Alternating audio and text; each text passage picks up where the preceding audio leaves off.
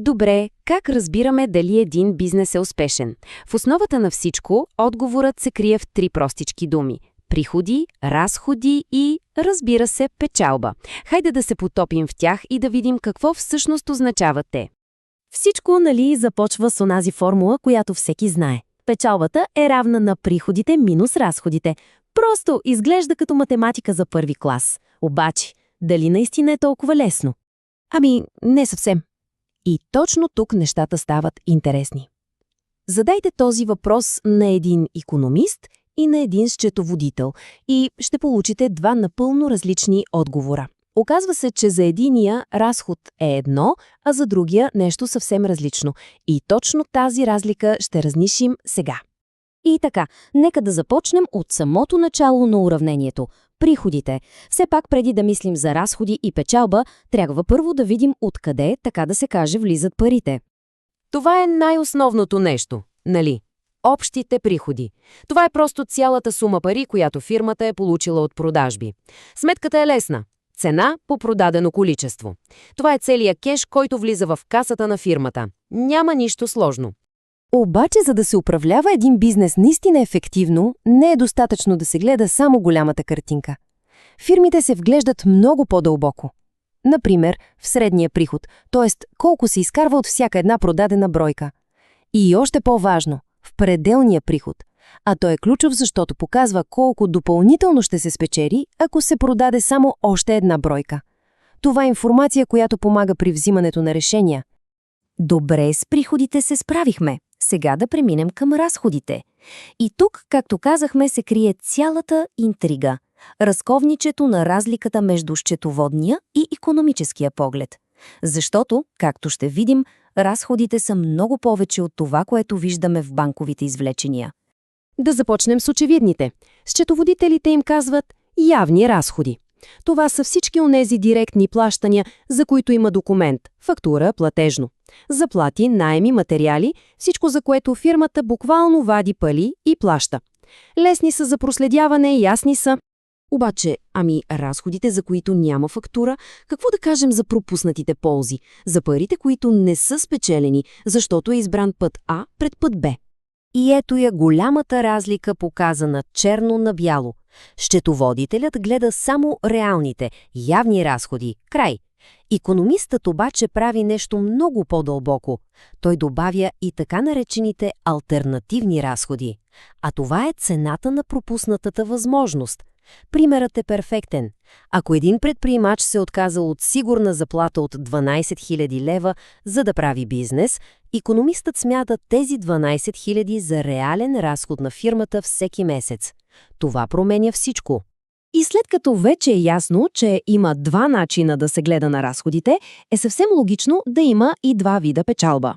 Да видим каква е разликата между счетоводната и икономическата печалба и защо тя е, меко казано, огромна.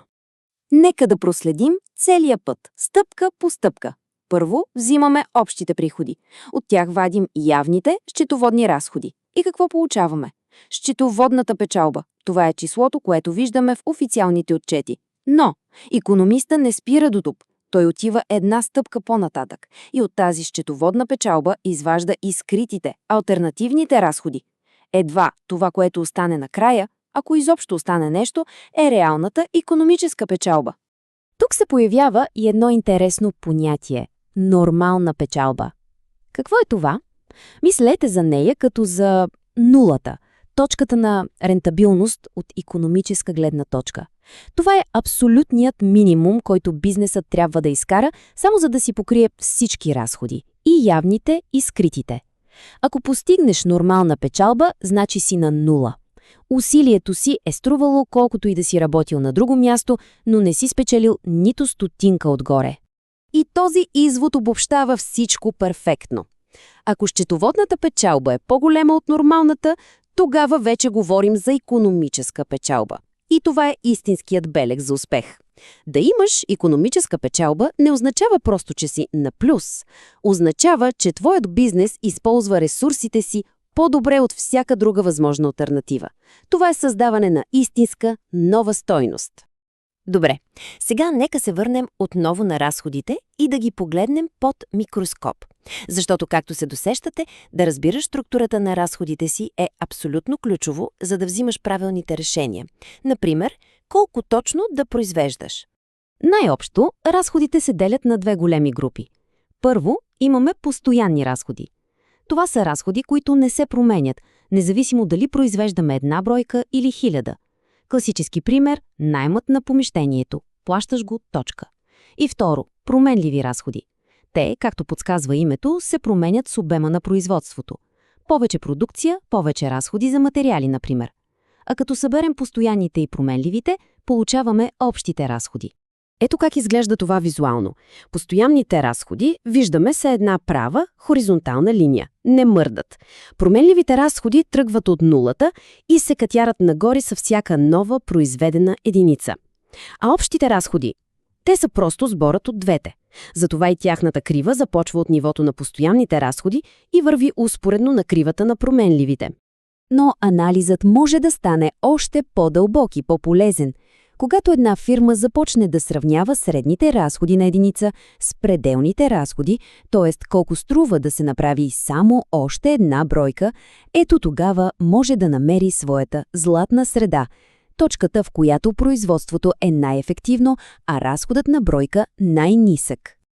И така, нека да обобщим най-важното. Какво трябва да запомним от всичко това?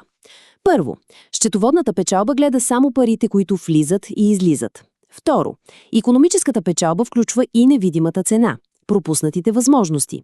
И трето, може би най-важното, положителната икономическа печалба е истинския критерий за успех. Тя означава, че това, което правите, е по-добро от всяка друга алтернатива. А ключа към всичко това е разбирането на разходите в дълбочина. И накрая, един въпрос, който да остане за размисъл и той излиза далеч извън света на бизнеса. Когато се взимат решения в живота, без значение дали за кариера, за лична инвестиция на време или пари, замисляме ли се за нашите скрити алтернативни разходи? Защото точно там се крие разликата между това просто да взимаш решение и да взимаш наистина най-доброто възможно решение.